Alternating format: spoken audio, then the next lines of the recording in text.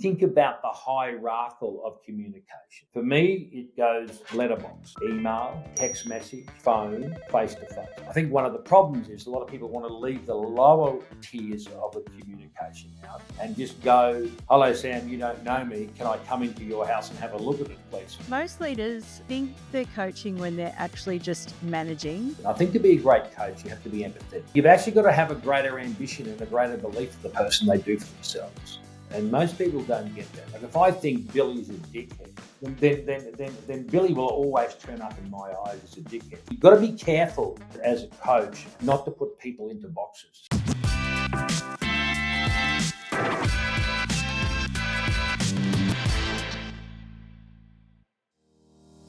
Welcome to another episode of Thought Leaders. I'm Samantha McLean, and today I'm speaking with someone who has spent over 15 years analysing what separates high-performing real estate teams from everyone else. Mark McLeod is the Chief Strategy Officer at Ray White, where he oversees strategic direction for 1,000+ offices across Australia and New Zealand. But Mark's real superpower isn't just his ability to motivate teams or even his infinite selling wisdom, it's data.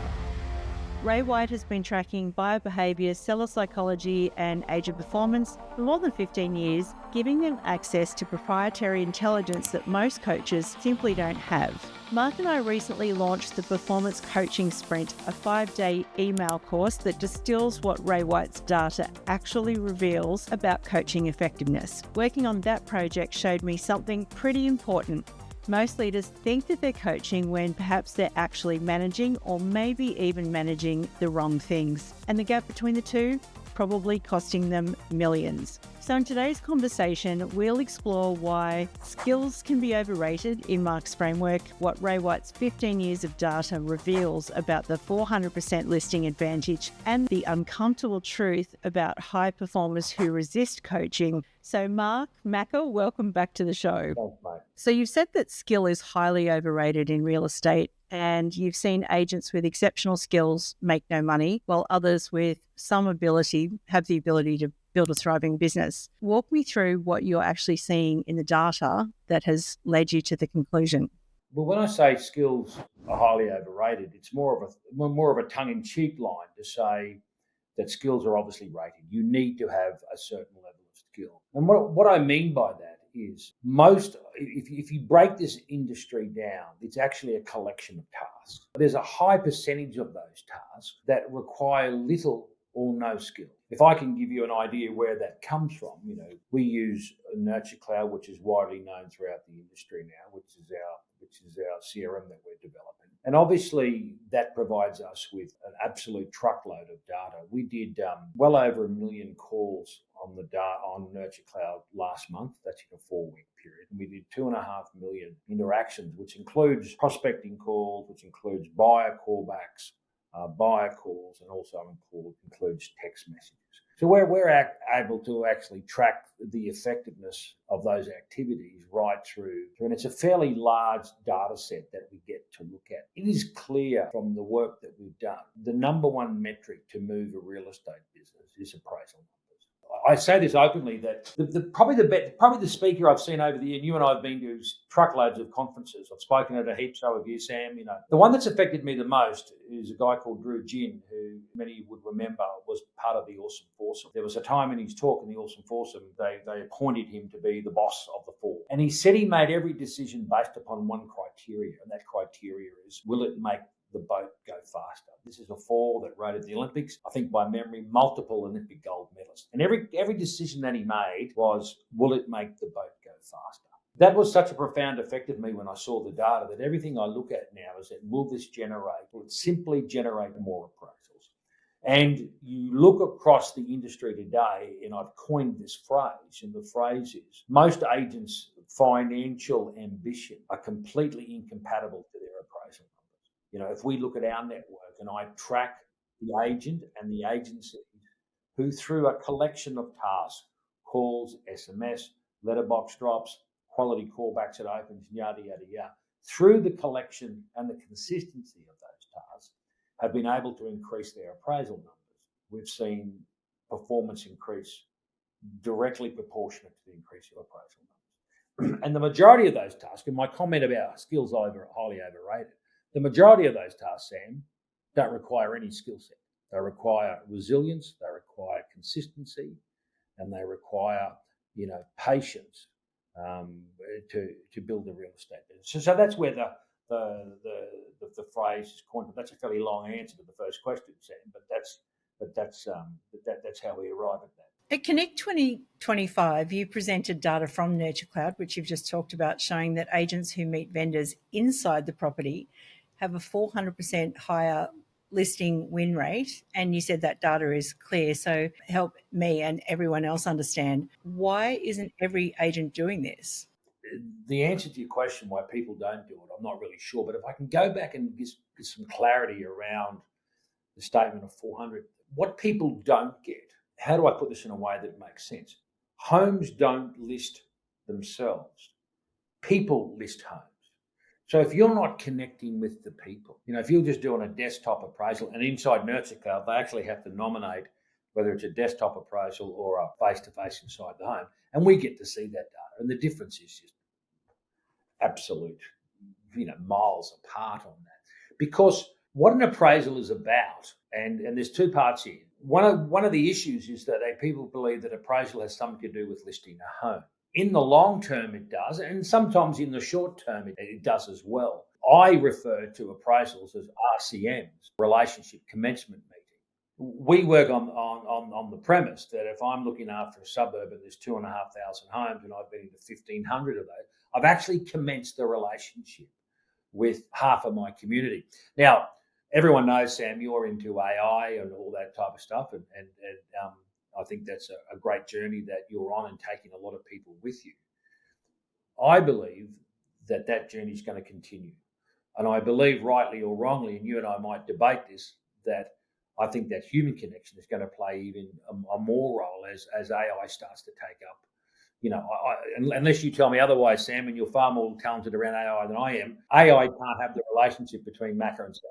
I mean, that's something that we physically have to do. Yeah, I agree with you, actually, 100%. Yeah, we're getting to focus on, through NurtureCloud and through the appraisals that we call them RCMs. And so many people in the industry will go, "Oh, that was a waste of time, that appraisal, because I didn't get a listing from it."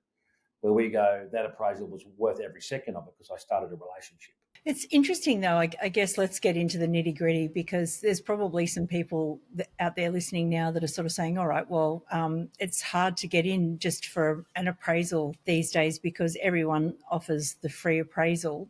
What do you do to differentiate the people that you coach? What we've been able to conclude through the data, that those that are geographically focused and actually start to use that geography and their intensity of their sales in a tight geography area to communicate to the people of that suburb relevant information. And there's a model that we've now built, which is volume multiplied by consistency plus relevancy into a tight geography area are the ones that we're seeing that are doing really good work. So to get into a house, or you said into someone's property, I believe you actually, first of all, have to be of service. When you are concentrated in a tight geography area, you can become the carrier or the vehicle that provides that geography, transactional communication, basically in real time. And through NurtureCloud now and through the filters that we've built, if we make a sale today, we can go in, go to the street, press the button which says radius, do a radius of all the houses in my database around, and I can send a text message basically with inside the first 10 minutes of that property exchange. And we're finding that the more relevant information that we provide into a community, the better recognizable the calls become. So I've done, just listed, just sold text messages to you. I've rung up and slipped a message. Hi, Samantha. Thought I'd let you know we've been appointed on number 9 Brown Street. Do you mind if I give you a call in 4 weeks' time to let you know what it sells for? I'll call you back in 4 weeks' time. I may not speak to you. Then I actually leave another voicemail. There may be a letterbox drop confirming that just listed, just sold. And I'm overlapping that with information because my sales are in a tight geography area. A lot of our guys are saying that when they go to make the call, there's a level of familiarity. People then recognize the phone call. I talk a lot about the hierarchy of communication. There's a great quote, and I don't know who said the quote, and I might quote it not quite verbatim. But the quote says, the problem with most communication is the illusion that it's actually taken place. By nature, text messaging has a higher hierarchical place than an email. I woke up this morning, there was a text message from my son overseas. I read the text message. I then went to my emails. And then for the next 3 or 4 minutes, I actually deleted, I think, about 20 emails that came into my inbox overnight. Now, every one of those companies, whether it be a marketing company or a clothes company or something that I've subscribed to over the years, were under the misguided illusion that they were actually communicating. If you actually think about the hierarchical of communication, for me, it goes letterbox, email, text message, phone, face-to-face. Now, if you think about that hierarchical in a triangle, what we're trying to do is to use the lower part of the triangle to actually get to the fact that you and I both know now we are communicating. There's no illusion about that. The next hierarchical of our relationship is for me to be able to get into your and Mark's home, to be able to sit down at your lounge, and we're very patient in the way that we're structuring that communication, and everything we do is now leading to get inside the house. I think one of the problems is a lot of people want to leave the lower tiers of the communication out and just go, hello, Sam, you don't know me. Can I come into your house and have a look at it, please, for my benefit? It's super interesting, actually, because I've been saying for forever and a day, don't try and sell everything to everyone, because, it's you can't personalize your communications. Yeah. And that's exactly what you're saying is, sort of niche down and be super hyper personal with your communications. Well, relevancy is the key for us. Like you're far better off doing 50 text messages around a listing than doing 500. You'll get a much better result when the communication is infinitely more relevant to the consumer. And the majority of our calls now are moving away from, I'm in the area, do you want to appraise your home, to we've just been appointed, we've just sold, we've just been appointed, we've just sold. That's the call that we're rising. And those calls are relevant. And we're finding consumers out there, mums and dads who own the houses, are more likely to feel more comfortable about that phone call than any other. And I'm not saying phone calls the be all and end all, but if you think about the hierarchical, you actually need the order to get in the house. You need to be speaking to someone. I'm sure there's still people that text us and email us and say, come and appraise my home. But I don't think you're going to build a great business waiting for the text message to come about come and appraise my house. You actually need to be talking to someone, to get that final order, to get to the highest hierarchical of communication. Let's get on to the course that we collaborated on earlier this year, because that was super fun being able to collaborate with you on that one. Yeah. Most leaders, they think they're coaching when they're actually just managing. So talk to me, or talk to everyone, about what's the difference and why it matters. First thing, I think, to be a great coach, you've got to have a high level of care.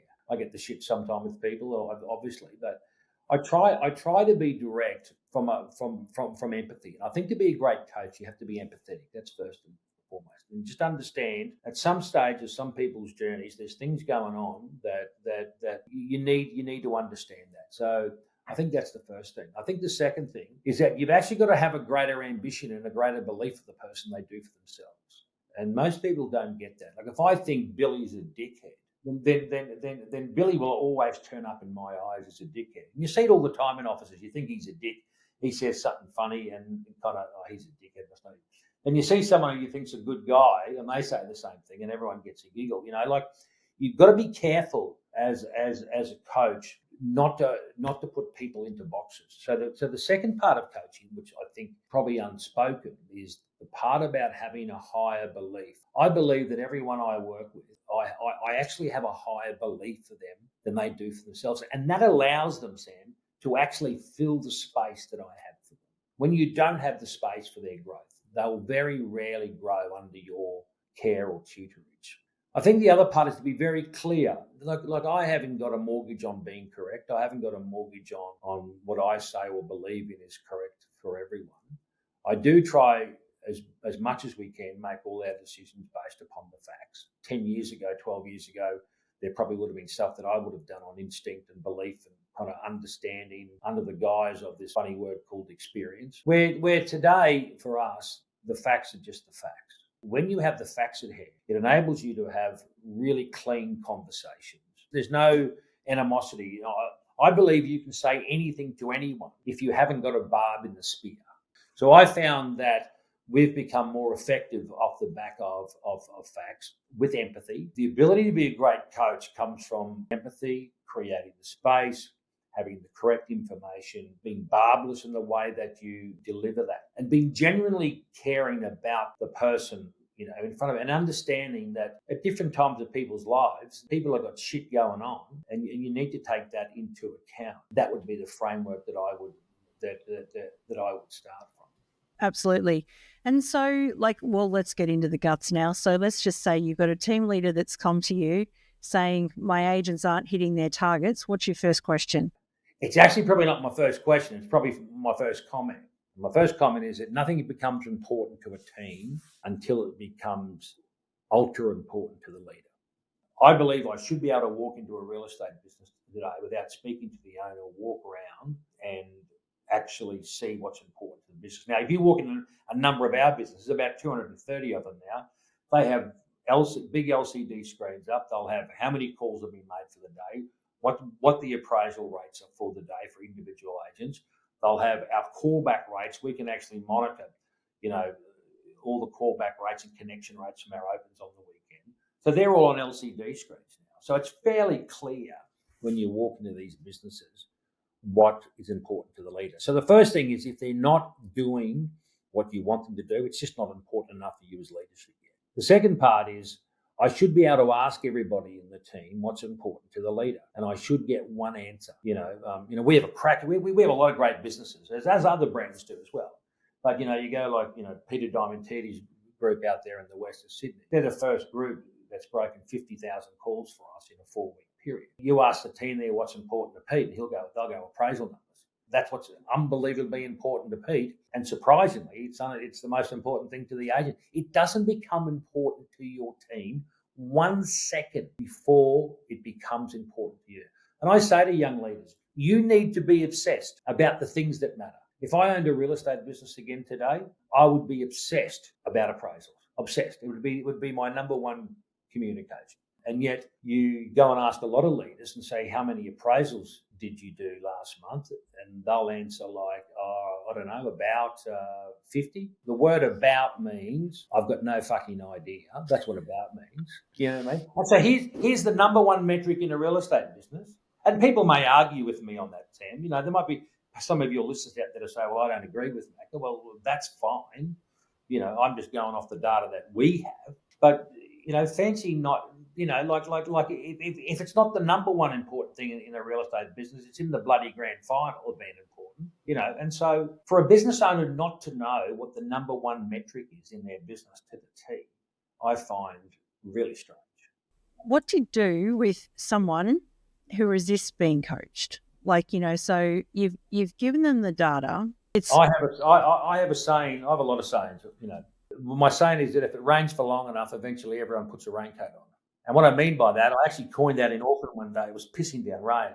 And what I mean by that, Sam, is if you are consistent as a leader, a lot of leadership gives up before the change occurs, before the shift occurs. The weak link is quite often the leadership. They expect that I'm going to say something today, I want more appraisals, and then come to the sales meeting next week and expect everyone's going to do more appraisals. It's going to take us 6 to 12 months to get this shift. And so the people who resisted the coaching or haven't made the change, the leadership hasn't actually applied the environment to them. Everyone will change when the environment changes. And if someone doesn't change and resist coaching, it's because of the environment. How long does it take you to see results? Because I think what you were describing there is your classic J curve. It's almost like, yeah, I'm going to get in and I'm going to do something, and then you sort of see some sort of an improvement, and then all of a sudden, Well, people say to me all the time, Sam, why doesn't everyone follow this model, Mac? And I go, well, there's not many people that want to get rich slowly. Yeah. Everybody wants to take the shortcut. Everybody wants to take the shortcut and wants the quick answer. I want to do something today and get a return on that tomorrow. Like if you look at the data model, that the journey that we've gone on in Ray White, people often hear that Ray White's building a data model. Well, we've been on this journey now for a long, long, long, long, long time. We have clean data. Clean data is name, phone number, email address, and properties that I own. The property's the constant, the ownership's the variable. So for me, a name and a phone number is just a pile of shit, and it's not data. We've been on this journey for a long period of time. And a couple of people have said to me over the years, Mackie, you must be frustrated that this has taken so long on a network of your size. And I go, not really. I always thought it was going to be a generational change. So I think we're right on track. We're at the 15-year mark, but if you would have asked me 15 years ago, would I have taken where we are today with NurtureCloud? I would have taken it wholeheartedly. So for us, it's just a journey. It's a journey of understanding. It's a journey of slowly but surely being the most relevant and active real estate agent in your community. Yeah. So what probably we should do now is let everyone know where to go and sign up for this amazing course. I'm super excited to meet some of your crew who are doing this. Super excited to have some Q&A with them and just talk. As I said, I haven't got a mortgage on being right, but I probably have the ability to see lots of data that other people don't get to see, which probably gives us an advantage. So I'm really happy to share that information with everyone. Yeah, amazing. So if you're listening in and you want to sign up for the course, head to coachlab.eliteagent.education. It's a free 5-day course, no strings attached or anything like that, but you're going to have to sign up for the course and go through the course if you want the webinar with Macca. Before we sort of wrap this up, you mentioned AI. I do agree with you 100%. I think that, the future sort of sees an AI-enabled consumer and an AI-enabled agent, and two people working together because they choose to, on a human-to-human level. Yep. That's how I see it. In the future, consumers will want an agent with insights possibly rather than just data because, they've been hyper-local in the market for so long and they know something that the AIs don't. But let's put that lens back over performance coaching for a second. What's one area of performance coaching you think will be transformed either by AI or by data or something perhaps other people aren't seeing yet? We've had some bets on this, with AI. Obviously, AI sits in the back of NurtureCloud and propensity modeling, which has been really important for us. We're about to do some more work on that in the new year, which will give us more likelihood to predict the behaviour of consumers. And in fairness, Sam, the behaviour of the consumers might change as AI becomes more prevalent. The other part for me and what we've gone as an organisation, rightly or wrongly, the ability to have data and then use AI to extract information that's going to be relevant. I like the idea of walking on a Monday morning and saying to my database, how many of my people in my database visited Open for inspection on the weekend? How many of those people that went to Opens actually bid at an auction on the weekend? Here's someone who went to 3 Opens and underbid. Well, they own 4 houses. It's, it's that information using the data. Rightly or wrongly, Sam, we've gone, it all starts with clean data, and that's been our double down. It starts with, I can't track your behaviour. I can't get to know if I don't know who you are, what you own. So we've pushed the bets in on that. But I do think the ability to extract information out of databases, relevant information about the behaviour of using AI, I think will be quite significant in my view, based upon what I've seen so far. Thank you for coming on and sharing your wisdom and knowledge with us again. If there was one thing that you would challenge listeners to take this week to become a better coach, what would it be? This might seem strange, Sam, but you've actually got to believe in something. You've got to believe, like it's fairly easy for people who talk to me know what I believe in. I believe in data, I believe in appraisals, and I believe in auctions. It's pretty simple. I think, too many coaches go in there. And when I had my coaching business, it was a long time ago now, I knew that I wasn't for everyone. I knew that I wasn't going to be for everyone. But I knew there was enough people that would want to go on the journey of the beliefs that I have. So any coach out there, understand you're not going to be suited for everyone. Not everyone's going to like you. Get over that. But have a belief in a direction that you can take people on. People will buy into your belief. And I had a belief when I had my full coaching business around data, around appraisals, around auctions. And I had enough audience to build a fabulous business upon that belief. Don't get into the zone of, well, I'm going to tell these people more about what they believe in. Have a belief. Have a strong belief. And believe more in the people that you're coaching. Have a higher place for the people that you're coaching. It'll take you a long way. I think it's great advice. Mike McLeod, thank you so much. Thanks, Sam.